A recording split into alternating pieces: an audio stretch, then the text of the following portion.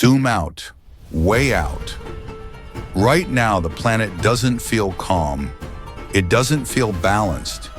It feels like something is pressurized and the valve is shaking.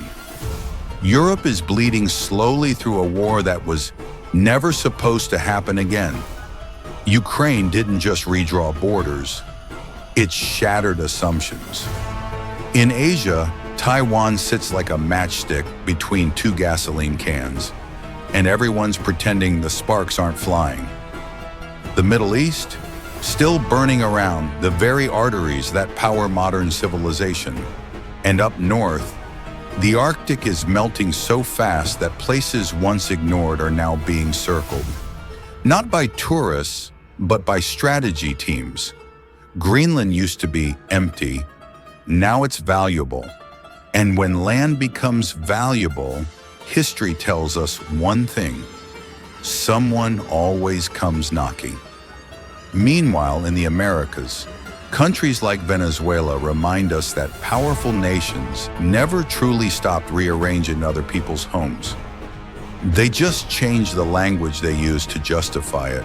None of these are random fires. They're symptoms, signals, warning lights flashing at once. So here's the uncomfortable truth. We're not living in a stable world anymore. We're living inside a transition, and transitions are where wars are born. But if that's true, then here's the question nobody asks. If the world really breaks, where does it break through first? When people imagine global war, they picture missiles, aircraft carriers, nuclear silos, leaders shouting into microphones. But wars aren't actually decided by speeches. They're decided by movement. Oil moving, food moving, goods moving, energy moving, and every system that moves has bottlenecks, choke points, places where the entire world is forced to squeeze through a narrow gap. And if you control that gap, you don't need the biggest army, you just need to close the door. Which brings us to a country almost nobody expects to matter. Not because it's loud, not because it's aggressive, not because it wants attention, but because geography doesn't ask permission. That country is Malaysia. And the question that changes everything is this: if a global war explodes, why would Malaysia suddenly matter more than entire superpowers? There's a stretch of water most people have never heard of. No monuments, no famous skyline, no dramatic movie scenes. Yet if this place stopped working, the modern world would choke. It's called the Strait of Malacca, and this narrow corridor quietly handles up to 40% of global maritime trade. Let that sink in. Almost half of the world's shipped goods pass through one tight lane of water. Oil from the Middle East flows through it toward China, Japan, and South Korea.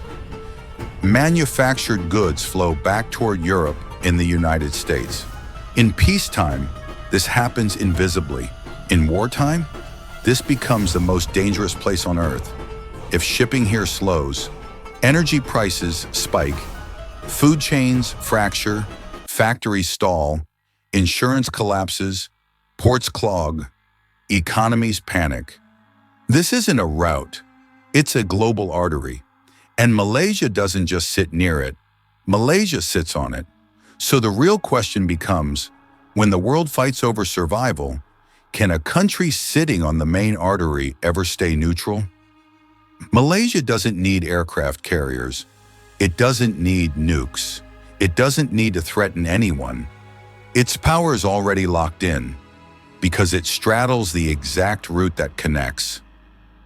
Middle Eastern energy, East Asian industry, global trade networks. Even if Malaysia wanted to disappear during a global conflict, the map wouldn't let it. Great powers don't just fight enemies. They fight logistics. They secure supply lines. They protect routes. They deny access. And when your coastline touches the busiest choke point on Earth, you're already part of the war. whether you show up or not, which leads to the next problem. Who else is watching Malaysia, and why are they already nervous?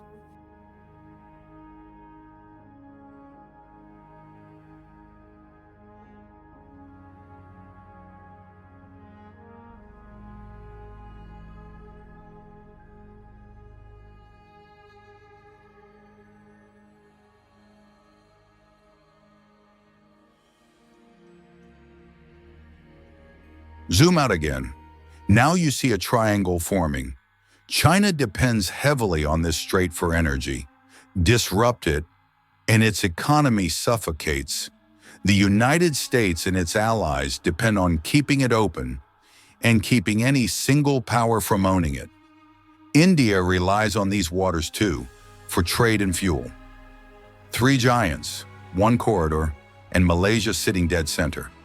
Even if Kuala Lumpur never fires a weapon, its ports, airspace, waters instantly become strategic assets.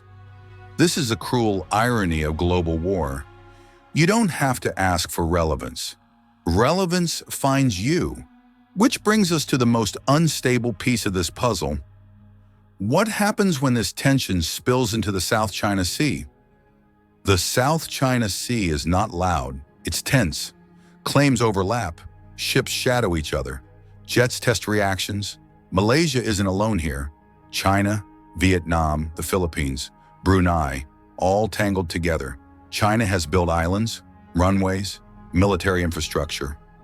The US sails through to challenge that presence, and history tells us something terrifying. World wars don't start with plans. They start with mistakes. One collision, one misread radar blip, one nervous commander.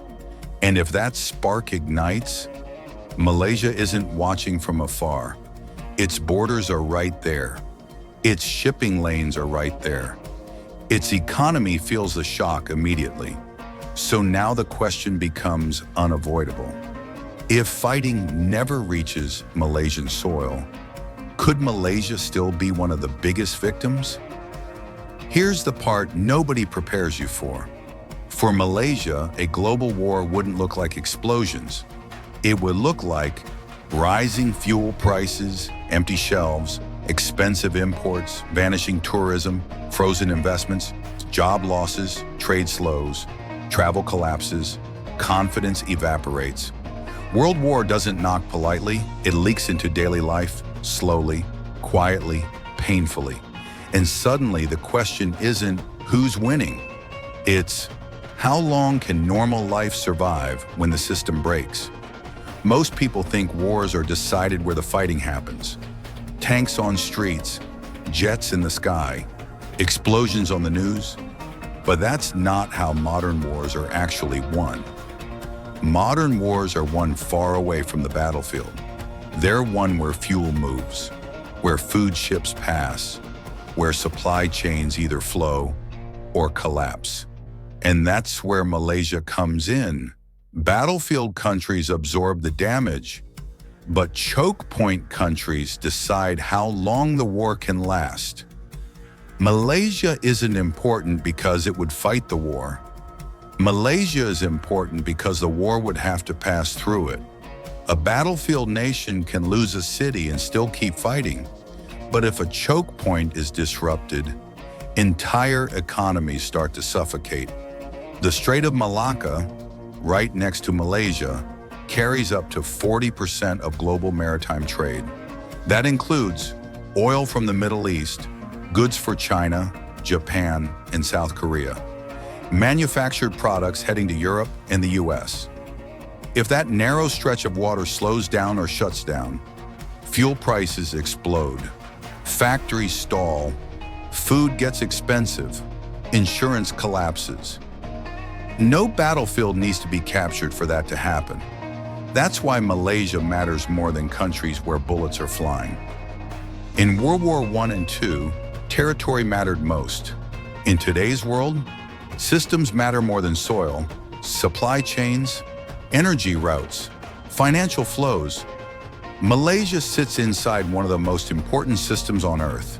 You can lose a battle and recover, But if your energy supply is cut, if your trade routes collapse, you don't recover, you unravel.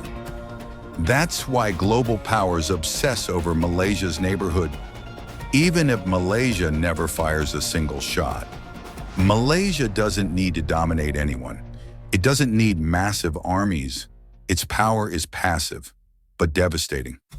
Just by existing where it does, Malaysia shapes trade routes, influences global prices, affects how long wars can be sustained. Battlefield nations feel pain first, but choke point nations decide how far that pain spreads. That's a much bigger role. History keeps repeating the same lesson. The countries that shout the loudest aren't always the ones that matter most. The quiet ones, sitting on routes, ports, and bottlenecks, are the ones every now. Here's where it gets interesting. Compare Malaysia to Singapore. Singapore is hyper-connected, hyper-efficient, and hyper-exposed. Malaysia? More land, more resources, more agriculture. That doesn't make it safe, but it does make it more resilient. In long disruptions, size matters. Self-sufficiency matters. Malaysia wouldn't be untouched, but it might bend instead of snap. Which raises a final haunting question for this chapter. If the region fractures, who stands together when it matters most?